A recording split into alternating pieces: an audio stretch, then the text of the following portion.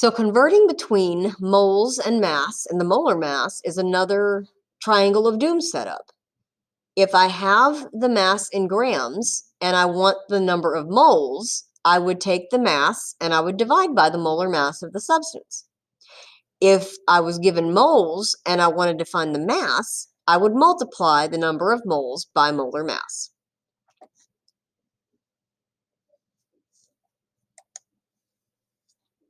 So let's do an example of that.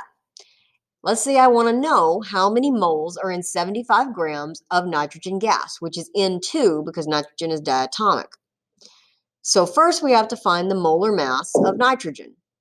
Since it's diatomic, we take the atomic mass and multiply it by 2. So 2 times 14.007, which is what the periodic table tells me is nitrogen's mass, is 28.014 grams per mole. So 1 mole of nitrogen has 28.014 grams of mass. Then I would take the given mass and I would divide it by the molar mass to get my moles. So 75 grams given divided by 28.014 grams per mole gives me 2.68 moles of nitrogen when I round to sig figs. All right, you try one. If a chemist produces 11.9 grams of aluminum, how many moles of aluminum did he produce?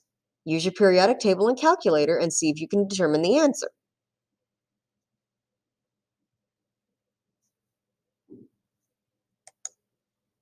Did you get 0.441 moles?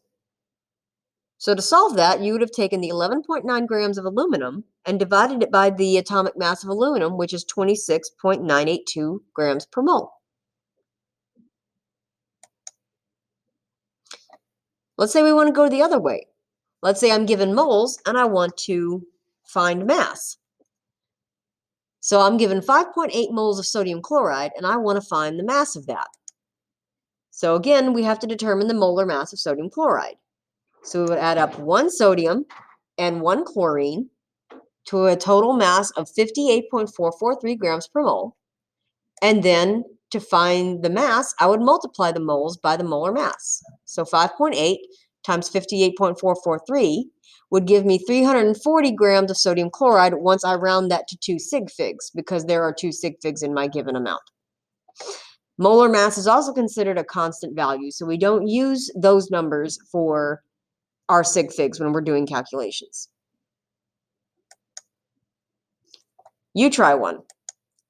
Find the mass in grams of 3.50 moles of copper.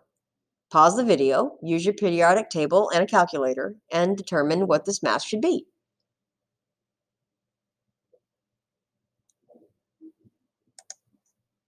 So we know that 1 mole of copper is 63.546 grams according to the periodic table. And if I multiply that by the 3.5 moles given and round it to 3 sig figs, because that number is 3 sig figs, I get 222 grams of copper. Next time, we will talk about converting from atoms to grams or from grams to atoms in a 2-step problem using molar mass and Avogadro's number.